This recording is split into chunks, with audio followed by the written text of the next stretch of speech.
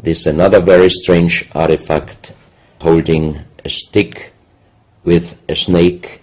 Again, we have the snake here, and the question is where and who this statue was done. This is a photo of the Altiplano in Bolivia. Archaeologists and researchers found out that at least before 4,000 years there was happened a very big impact in Argentina, and the shock wave of this big impact destroyed many stone buildings in the Altiplano of Bolivia. You have here a picture of Pumapunku, a very strange place close to Tiahuanaco in Bolivia, and you see tons of stone plates with perfect work on it destroyed. Maybe this was the reaction to the big impact in Argentina. Here you have my friend Giancarlo Bonfanti, Italian researcher, in the center of the so-called Sun Gate in Tiahuanaco in Bolivia, and some researchers write that the figurines on top of this side of the Sun Gate are showing the Venus calendar. Here you have one of the big stone plates from Pumapunku, and you can see how perfect this stonework was done. And the question is, could you do such perfect work with simple tools? Close to this area, they found skeletons with a size of 2.6 meters. And the picture on the top shows you the skull of one of these skeletons, and it looks like it is deformed, but definitely these skulls are not deformed. They are natural style, like an egg. On this photo you see how strong the jaw of those skulls were. This is a front view, and the most interesting photo is this one, because you can see that the top of the skull does not have the three plates which we have as Homo sapiens, and that shows us that these skeletons are not Homo sapiens.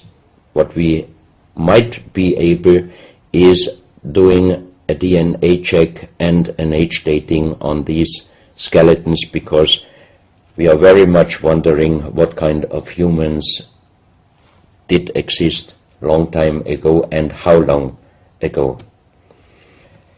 On the next pictures I show you some artifacts found close by the real giants, and when I first time got this mask in my hands I tried to look through the two eyes.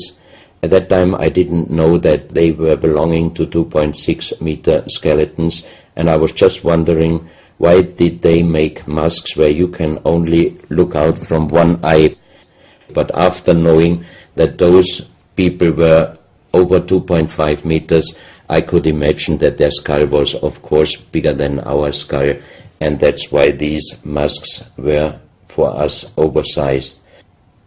That's another mask from Bolivia, another one with very wonderful encarving, many spirals and many symbols, which we also found in many other cultures. This is a very heavy stone figurine, and again here you can see on the top the head of a snake going down on his backside. This is the reverse side. You can see again the snake. So that means the snake must have been a very, very important animal in the past of our history. Here you can see a stone flute.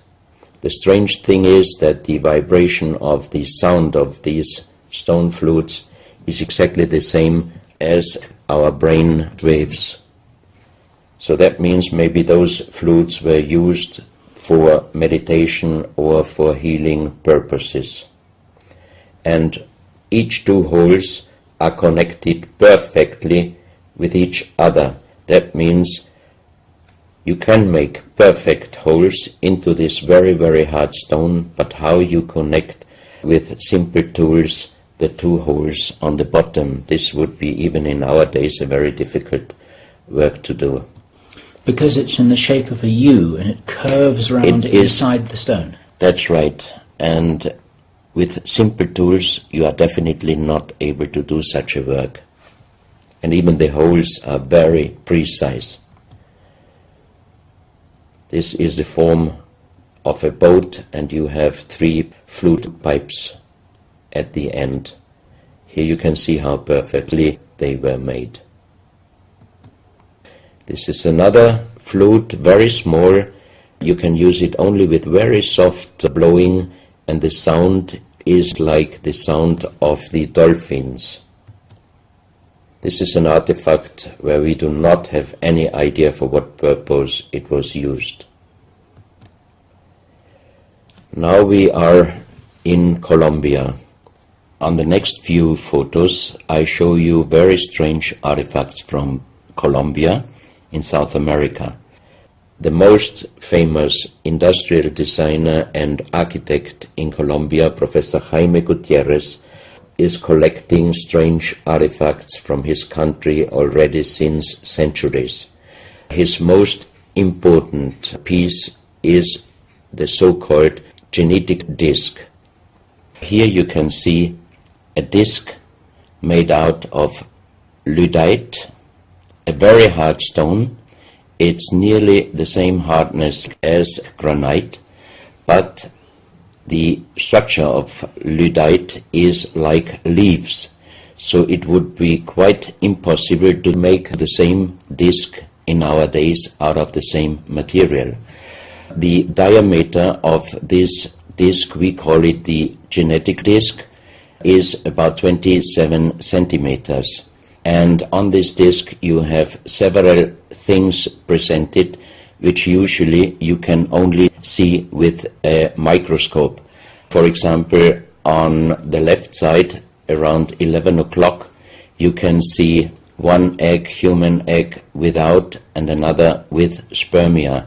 On the right side, at approximately 1 o'clock, you can see some spermias, and then you have several very strange presentations which we could not explain. But here on the left side you have a microscopic photo from the inside of a lady done by a Swedish photographer, and you can see that the egg without and with spermia looks exactly like the presentation on this genetic disc. On the reverse side you have on top several presentations of fetus in different size, different age, ending up with looks like a little child. You see also at the end of the plate around 6 o'clock female and male, and also on the right side around 9 o'clock you can see the presentation of man, woman and child. But the strange thing is how they present those human-like heads. Here you can see a knife done by the same material, lyddite. On top of the knife, on the handle, you have mother's head. Beyond you have the child's head, and the umbilical cord is going around the neck of the child. So that means this knife would have been used to cut the umbilical cord, saving the child's life. This is a close-up mother, child and umbilical cord. This is an instrument. It might have been used for helping the child coming out, leaving the mother, when there were some complications. And it is also made out of the same material, lyddite. You have here the vagina and the child's head coming out.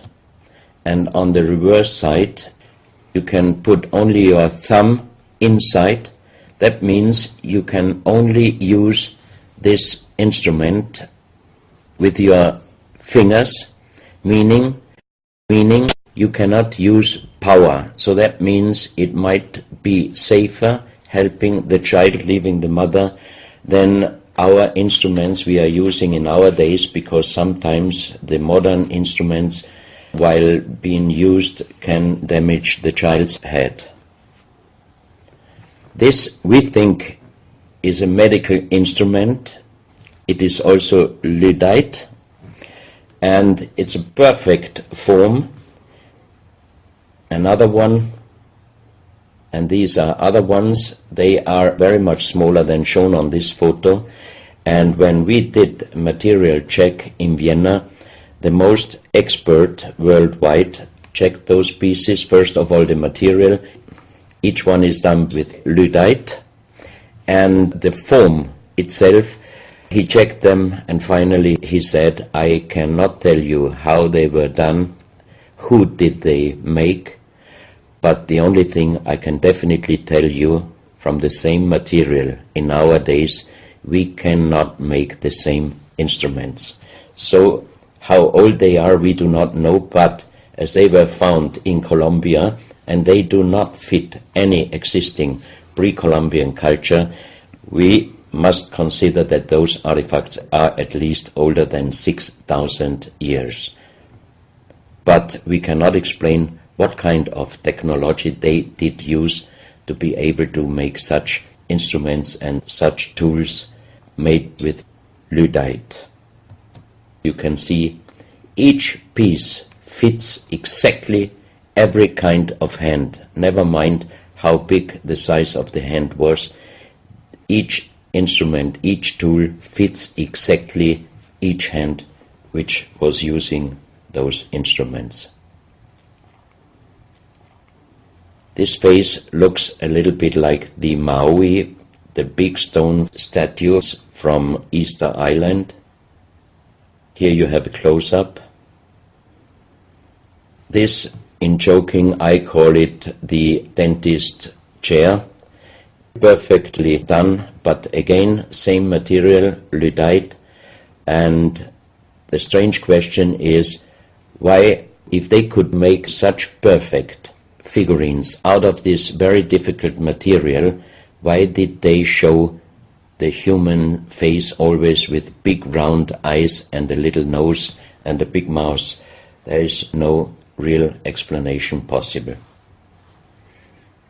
This is again one piece from Colombia, Lyddite. On the front side you see the mother holding the baby, and on the back side you see the man with armors, most probably for hunting. This stone figurine was found in Colombia. It looks exactly like the Maui statues from Easter Islands, but it is only about 30 centimeters in size. This is another masterpiece of stonework. You have on both sides presented one bird, but if you look at the front side, you can see that the two birds presenting a face, and on the left side, between the bird's head and the wings, you see again this unknown writing which we found on stones from all over the world. This is the mother holding a child, very strange face, and it's a kind of jade material. This is another stone from Colombia showing an armadillo. On top of the armadillo you can see a strange face with long ear and two horns on top. On this artifact you can see a smiling face on top. You have two triangles on this side, and on the other side, on the right side, you have a face. Again, the animal face on the right side, and some unknown symbols. And on the bottom of this object you see an animal, looks like a crocodile. Now we are moving to Guinea, West Africa, very close to the border with Mali. They found on a huge granite mountain, the half portrait of a lady done in granite stone, and the size of this statue from top of the head until the middle of the torso is exactly 150 meters. So this is a real big question. Who might have been able to do such a huge granite half-portrait in a mountain at least 10 to 12,000 years ago, because the Italian geologist Professor Pittoni was on the spot. He did these photos and he checked the earth on the bottom of this mountain, and his calculation was that this stone monument must have been done at least 10 to 12,000 years ago. But then we have the real big question: who could have been able to do such a big stone monument? Even in our days it would be impossible, or at least it would cost so much money that it would never be able to do. And if you look at the close-up of the face, some experts told me that this face definitely is not European, but also, of course, not black African.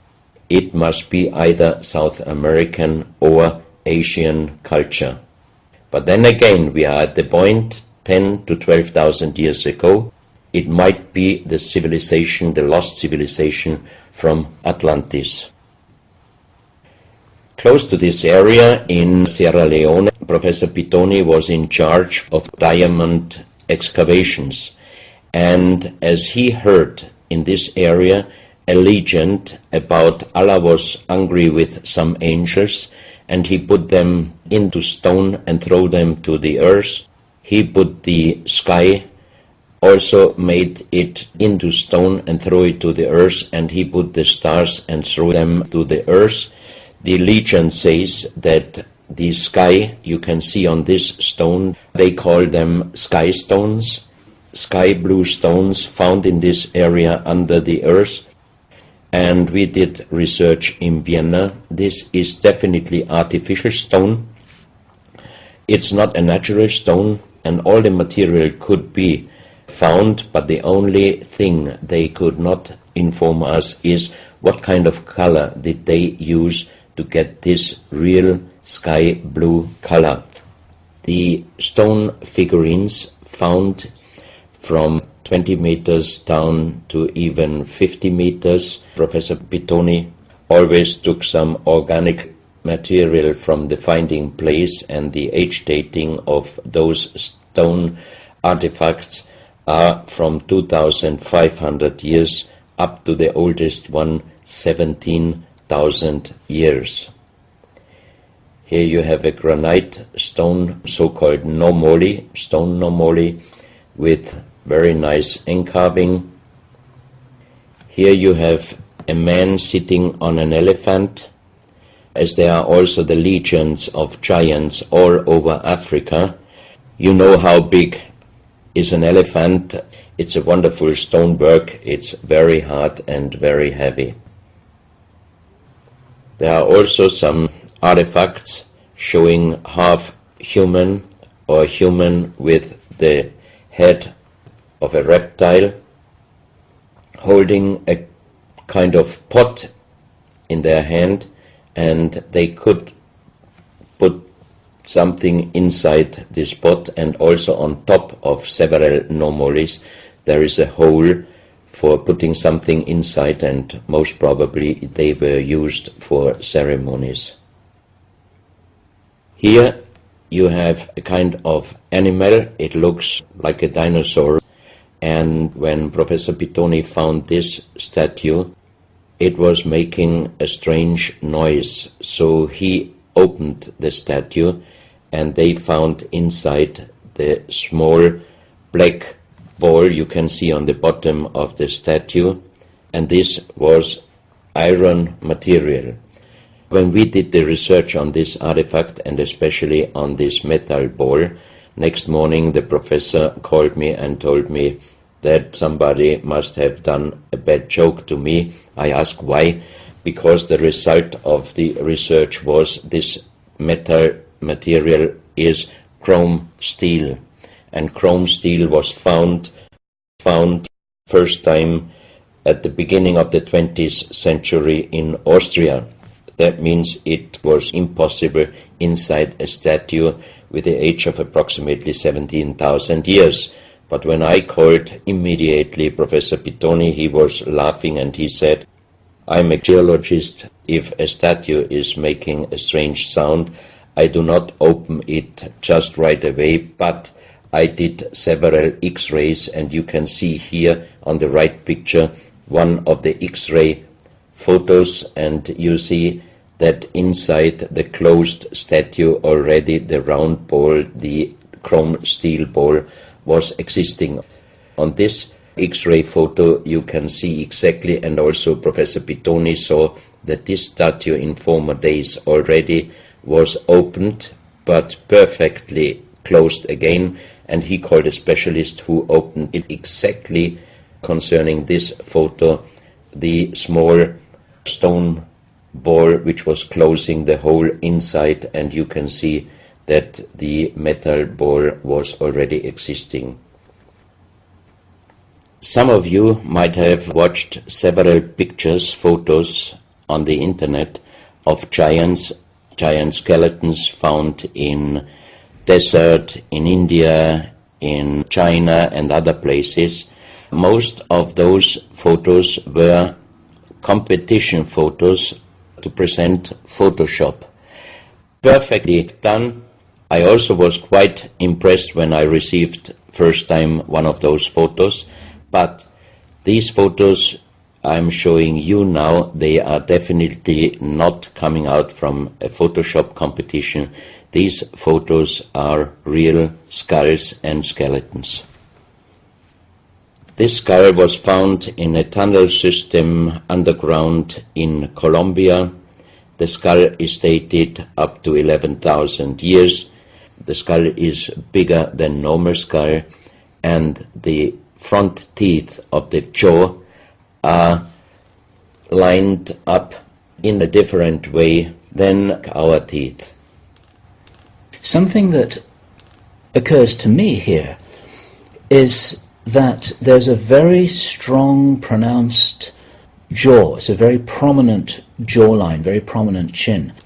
And here you see a photograph that was shown to us by a Project Camelot insider. Now, this isn't a real photograph. This is a scene from the old Arnold Schwarzenegger movie Conan the Barbarian. And what you're seeing here is a special effect on the actor James Earl Jones. The critical thing here is the shape of the jawline. Our witness, who had spent time with the Anunnaki in real time, in the present day, said that one of the things that characterizes them, besides their size, which he says was 8 or 9 feet tall, he said they're very large and they're very strong and they look larger than that. But that's round about their height, which matches exactly the 2.6 meters that Klaus has been talking about. He said it's a very prominent, strong jawline, and this is what strikes me about these skeletons, these skulls here that we're looking at right now. Didn't know. No, you need to know this. Back to Klaus. So once again, here you have a very old photo done in a museum in La Valletta in Malta, and it shows several long skulls, and the explanation is deformed skulls, but they are very long, going to the back. This is one of several very, very strange skulls. They are presented in a small museum in Ica in Peru. Ica is located close to the famous Nazca lines, and the museum is called Museo Maria Reiche, the German lady who was researching her whole life about the Nazca lines. And in this museum you can see the most strange skulls I ever saw, all found in this area close to the Nazca lines. So the question is, what kind of humans were living there, and how did they get those skull forms?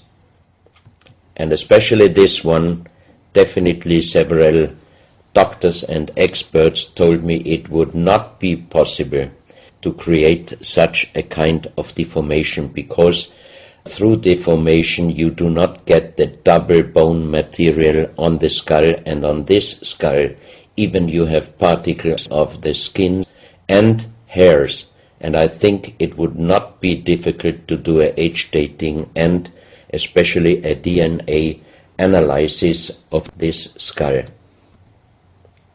On this picture I show you some legendary skeleton forms of giants. In the year of 1964, in the south of Ecuador, in the province Loja, there broke down a part of a mountain platform, and Father Carlos Vaca, who was working as a priest in hospitals, he was called to this place and he found the broken bones of a giant. Good. Well, Klaus, I asked you if you would take us on a journey, and for the last nearly an hour, I think it is, you've taken us on a fascinating journey not only around the world, but through time, back as long ago as 17,000 years. And it's a real reminder of how little we know about what our history really is. These are important pieces of an important puzzle, and you're doing an enormous amount to raise people's awareness of what it is that we're not shown in many museums, what it is that we don't read in anthropological textbooks, and what it is that many university professors still refuse to recognize. And thank you so much for your part in helping to raise our own understanding of our history on planet Earth. Klaus, thank you.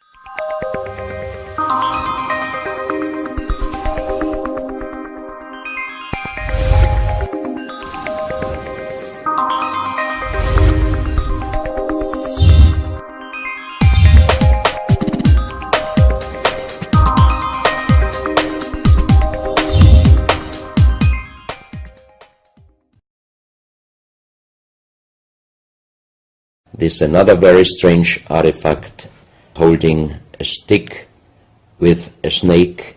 Again we have the snake here, and the question is where and who this statue was done. This is a photo of the Altiplano in Bolivia. Archaeologists and researchers found out that at least before 4,000 years there was a very big impact in Argentina, and the shock wave of this big impact destroyed many stone buildings in the Altiplano of Bolivia. You have here a picture of Pumapunku, a very strange place close to Tiahuanaco in Bolivia, and you see tons of stone plates with perfect work on it, destroyed. Maybe this was the reaction to the big impact in Argentina. Here you have my friend Giancarlo Bonfanti, Italian researcher, in the center of the so-called Sun Gate in Tiahuanaco in Bolivia, and some researchers write that the figurines on top of this side of the Sun Gate are showing the Venus calendar. Here you have one of the big stone plates from Pumapunku, and you can see how perfect this stonework was done. And the question is, could you do such perfect work with simple tools? Close to this area They found skeletons with a size of 2.6 meters, and the picture on the top shows you the skull of one of these skeletons, and it looks like it is deformed, but definitely these skulls are not deformed. They are natural style, like an egg. On this photo you see how strong the jaw of those skulls were. This is a front view, and the most interesting photo is this one, because you can see that the top of the skull does not have the three plates which we have as Homo sapiens, and that shows us that these skeletons are not Homo sapiens. What we might be able is